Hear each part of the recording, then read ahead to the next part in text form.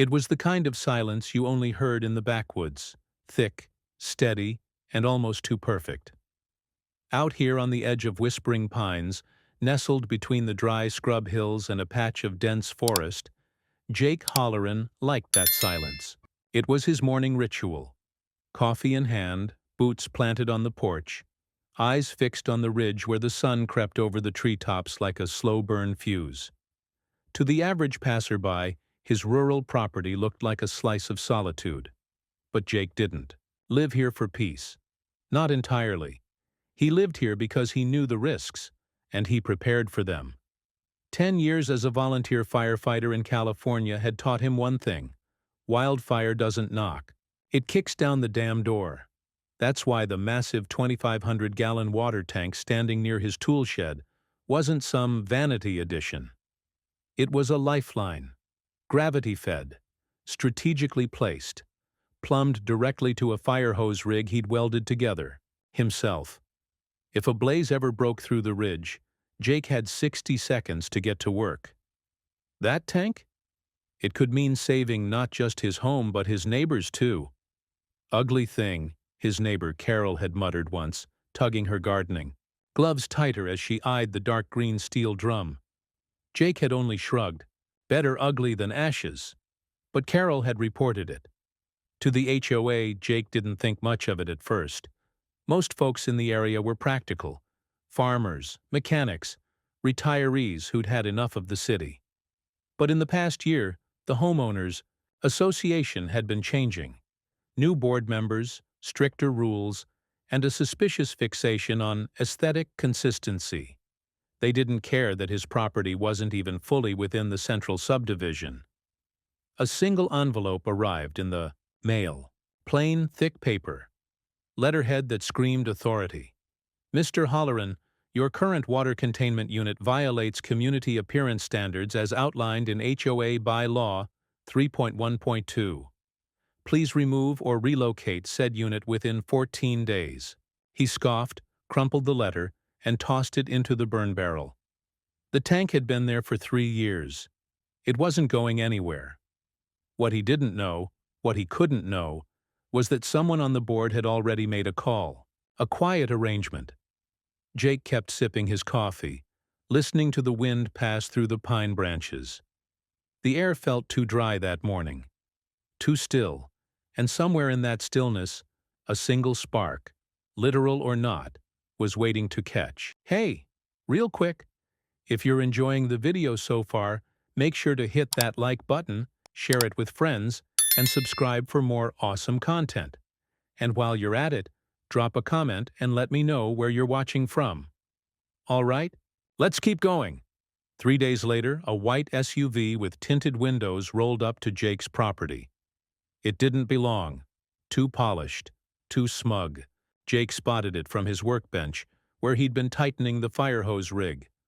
A woman stepped out. Mid-50s, clipboard in hand, hair wound tight like a spring about to snap. She didn't wave, didn't smile. "Mr. Holleran?" she called, like he was late for detention. He wiped his hands with a rag and met her halfway. "You lost?" She didn't flinch. "I'm Dana Withers, HOA Compliance Coordinator." Jake raised an eyebrow. "Didn't know that was a job title out here. It is now." She nodded toward the tank. "That structure. It violates Section 3.1.2, unauthorized external fixtures visible from the road." Jake folded his arms. "That structure holds the water that could save this whole damn neighborhood when a fire hits. It's not ornamental, it's operational." Dana didn't blink. "It's unsightly. Residents have voiced concerns." "Which ones?" he asked. "The ones who'll need that hose pointed at their house when the trees go up?" "I'm not here to debate wildfire management, Mr. Holleran. I'm here to enforce standards." He could feel the old heat rising in his chest. That familiar pulse from when the engine screamed down back roads, flames dancing over tree lines. He bit it down. "This tank stays," he said firmly. Dana smiled like a closing elevator door. "Then you'll receive a formal violation notice." Jake watched her drive off, tires crunching gravel like bone. Later that evening, the notice came. Certified mail this time. A second warning, legal tone, threats of fines. Even the word removal. He tried to talk to them. Showed up at the next HOA meeting. Brought photos from his volunteer firefighting days.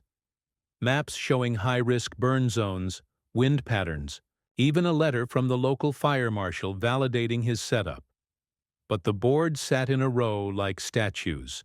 Polite nods, empty smiles, and one man, a smirking guy in a blazer, tapping a pen the whole time like he was bored out of his mind. When Jake finished, Dana simply said, "We'll take it under advisement." It was never about safety. It was about control. Jake left the meeting with a storm boiling in his gut. He had a feeling they weren't done. He was right. They were just getting started. Jake knew something was wrong the second he stepped outside. The morning air was unnaturally quiet. No birds, no rustle of trees. Just a distant hum he couldn't place, like the leftover echo of an engine already gone. Then his eyes locked on the patch of dirt near the shed. The tank was gone. He blinked. Once. Twice. Walked forward in slow disbelief. The flattened grass, the scuffed tracks in the soil. It hadn't just been moved. It had been taken, hauled off like trash. "What the hell?" he muttered, crouching beside the long divot left by the tank's supports. His fingers brushed over the marks. Toe chain scrapes, heavy duty, professional. Jake's mind kicked into overdrive. He looked toward the road. No cameras, no signs, no calls, no warnings. He stormed back inside, grabbed his phone, and punched in the HOA number. Straight to voicemail. So he drove. 15 minutes later, he was standing at the front desk of the HOA building, voice raised. Heart hammering like a wildfire had already started in his chest. "You towed a fire response tank. Are you out of your minds?" Dana Withers appeared from behind a frosted glass door, calm as ever. "Mr. Holleran, we issued 2 warnings. Non-compliance. Led to enforcement. That tank was my fire prevention system. There's brush for miles behind my house. You've just endangered every home on the ridge." Dana crossed her arms, unbothered. "Our landscaping standards apply to all residents equally. If everyone started installing industrial containers—" "It's wildfire season," Jake roared. "Do you even know what that means?" But she just tilted her head. "If you wish to appeal, the board meets next month." "Next month?" Jake's breath turned shallow. The air had been bone dry for days. Just last week, a lightning strike had scorched 20 acres south of town. The wind was shifting now, hotter and wilder. He drove back home like a man possessed, tires skidding into the gravel drive. He stood where the tank used to be, the absence of it feeling like a wound. His eyes swept the tree line. His gut turned. It wasn't just the tank that was gone. His margin of safety was gone. And deep in his chest, something darker stirred. This wasn't just a bureaucratic overstep. This was personal. He didn't know it yet, but the fire was already coming. And without that tank, they were all sitting ducks. Jake sat on the edge of his porch, radio crackling in his lap, listening to the kind of update every rural resident dreads. Brush fire advancing northward, fanned by strong southern winds. Evacuation orders remain in effect for Pine Hollow and Ridgeview Road. That was just 2 miles out. He looked to the horizon, where a dull orange smear now bled into the sky, thickening every hour. A line of smoke moved like a living thing, slithering through the treetops, reaching, hungry. His fists clenched around the old volunteer radio. He recognized the dispatcher's voice. Cam, from his firehouse days. Jake thumbed the mic. "This is Holleran. You need backup on water relay?" Static. Then, "Jake? Yeah, we're pulling tanks now. But Ridgeview's bone dry. You still got that reserve tank on site?" Jake's heart thudded. He pressed the mic again, hesitating only a second. Negative. Tank's gone. HOA towed it. A long silence. Then Cam again, voice sharp. Say that again? They removed it. No warning. No coordination. It's gone. Cam cursed under his breath. That tank was part of the Ridge relay plan. You were our buffer zone, Jake. I know. Jake stood, scanning the tree line like it could offer answers. The fire wasn't. Just nature being cruel. It was a math problem. Wind speed, moisture index, elevation. They were all variables in a deadly equation. And without that water tank, they'd lost a major constant. He knew how this played out. When one node in the relay failed, everything downstream suffered. Homes, livestock, people. And the HOA? They'd probably be too busy patrolling mailbox paint colors to notice the ash creeping in under their perfectly trimmed hedges. Jake grabbed his gear bag. Old instincts kicked in. He had hoses, fuel, a generator. Not enough to stop a wall of fire, but enough to fight for time. Still, one thought drilled into his brain like a siren he couldn't shut off. If someone dies because of that tank's removal, it's on them. And he wouldn't let them bury that truth under paperwork and HOA bylaws. Not a chance. Some battles weren't won in court. They were fought in smoke and grit. And the front lines were getting closer by the minute. Jake didn't knock. He slammed the door open, sending a startled jolt through the quiet, manicured room where the HOA board was mid-meeting. 5 of them sat in upholstered chairs, sipping coffee like they weren't seated on the edge of a disaster. Dinah Withers looked up, annoyed but composed. Mr. Holleran, this is a private board meeting. The hell it is, Jake snapped, striding to the center. His clothes reeked of smoke and pine ash. Dirt streaked his boots. Your decision to tow that tank just crippled our fire response plan. One of the older members chuckled. You came in here like it's the end of the world. It might be. Jake slammed a folder onto the table. Inside were maps, diagrams, and a printed copy of the Ridgeview Emergency Relay Plan, signed by the county fire marshal. That tank was a designated secondary source for the northern containment zone. You didn't just remove an eyesore. You removed infrastructure. Another board member scoffed, tapping a pen. That tank violated visual standards outlined in Section 14B. And frankly, it's not our fault no one coordinated that plan with us. Jake leaned in, voice low and burning. I coordinated it. I'm a former firefighter. That tank could have bought this neighborhood 6 hours of suppression time. Now? Maybe 1? Dana flipped through the pages without emotion. We're not here to argue hypotheticals. Jake pointed toward the window. A faint haze had crept into view. The fire was that close now. Does that look hypothetical to you? The room grew tense. One board member, a younger guy, Reggie, if Jake remembered right, swallowed hard and leaned forward. Wait, you're saying the fire department knew about the tank? It was part of their plan? Jake nodded. It wasn't just my tank. It was your line of defense. And you hauled it off like garbage. Reggie looked to Dana, doubt forming on his face. Why weren't we told about this? Dana's lips tightened. Because it was a non-permitted structure. Jake's jaw clenched. You think paperwork puts out fires? The silence was thick now. Reggie stood. Where's the tank now? Dana didn't answer, but Jake already knew the worst part. Even if they found it, it was too late to reinstall it in time. As sirens echoed faintly in the distance, one thing was clear. The flames didn't care about HOA codes, and Jake had one last move left before the fire got there first. It started with embers, carried on dry wind like glowing seeds of war.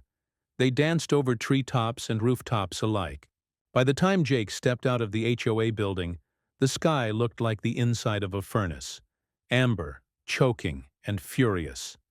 Sirens wailed across the valley. Helicopters chopped the smoky air. Jake's radio buzzed with clipped voices, units repositioning, crews shouting coordinates, water drops being redirected. But none of it was enough. He ran to his truck, engine already running, his go bag in the back.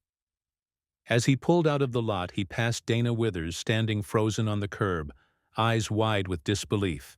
Smoke smeared the glass of her designer sunglasses.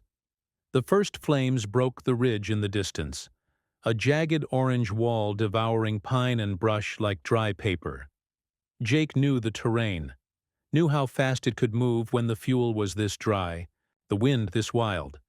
And now, because of one tank's absence, there was a gap in the defense line, and it pointed straight at the neighborhood. He picked up his radio. "Engine 5, this is Holleran. You've got 0 backup water at Ridgeview. I repeat, the tank's gone. You're flying blind." Cam's voice cracked through static. "We're trying to reroute, but it's slowing everything down. We needed that delay window. Now we're chasing fire." Jake's tires screeched onto his gravel driveway. The wind hit him like a blast furnace the moment he stepped out. He turned, eyes on the ridgeline. The fire had jumped the old cut line.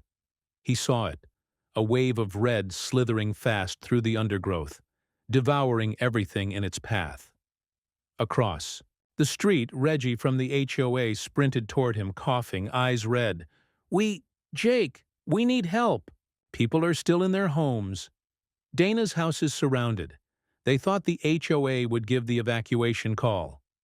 Jake grabbed a shovel and his fire pack. "The HOA doesn't give evacuation calls. Nature does." And she just screamed. Flames crackled in the distance. Closer now. The wind shifted, and ash began to fall like snow. Behind him, the empty patch of dirt where his water tank once stood seemed to glow with eerie silence. They had played with red tape. Now the fire was here, to collect. The next morning, Jake Street was a war zone of scorched lawns, half-melted fences, and smoldering flower beds. The fire hadn't destroyed the neighborhood, but it had come close enough to melt the illusion of safety. The HOA's emergency response was exposed for what it was: disorganized, overconfident, and underprepared. Jake stood outside his garage, arms crossed, soot staining the sleeves of his shirt. Sleep hadn't come. His mind buzzed with more than just flames and fallout. Something about the way the water tank vanished. It didn't add up. The official complaint had appeared out of nowhere, rushed through without a hearing or vote, so he dug deeper. It started with the towing invoice, one $200 bill to the HOA fund, authorized by a single signature. Colin Brentley, treasurer. Jake blinked. Brentley. The same guy who used to mock Jake's volunteer firefighting at board meetings. The same smug neighbor who'd always eyed his acreage like it was wasted on someone like him. Jake went straight to the records. The HOA meeting logs were supposed to be public, but strangely, there was no mention of any vote or complaint logged about the tank. Not officially. No community complaints. No bylaw citations. Just Brentley's lone signature.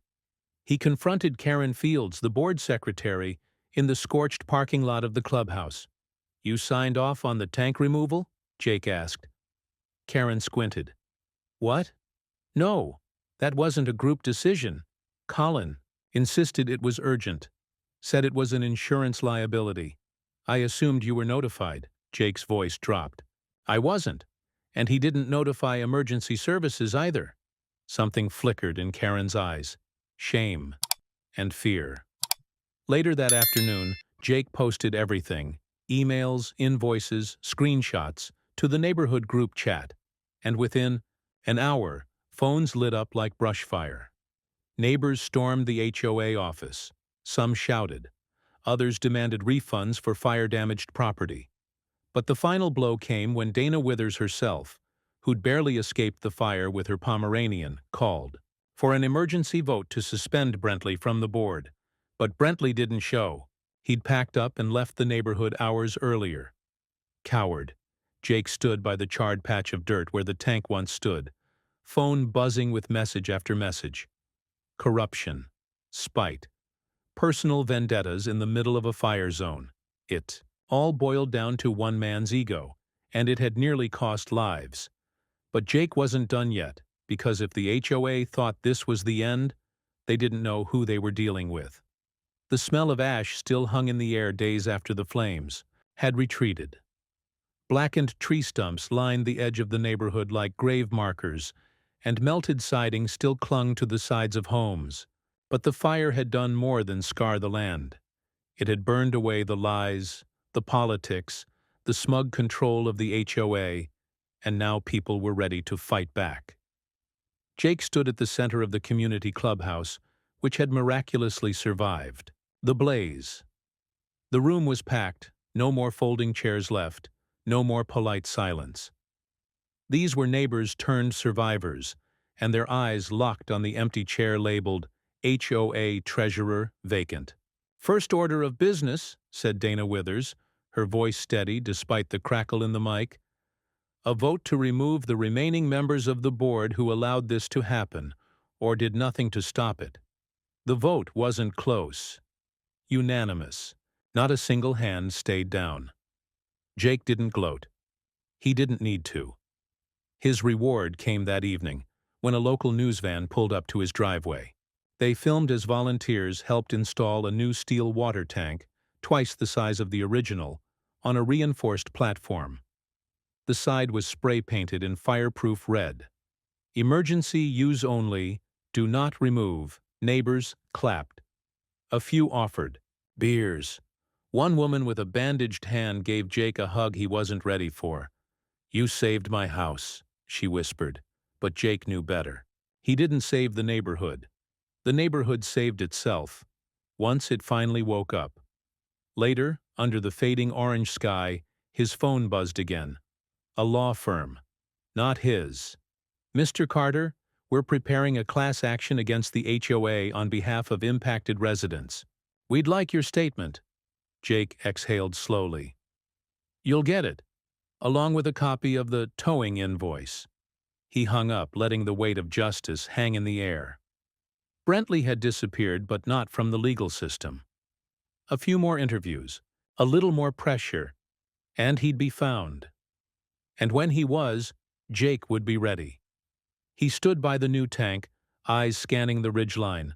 Charred earth, open sky, but for the first time in weeks, peace. The wind carried no smoke.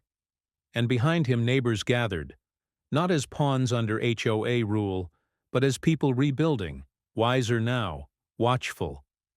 Jake turned, hands on his hips. Let's make sure this never happens again.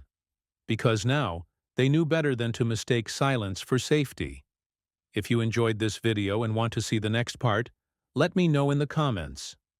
Don't forget to like, share, and subscribe to stay updated. See you in the next one. Your support means the world.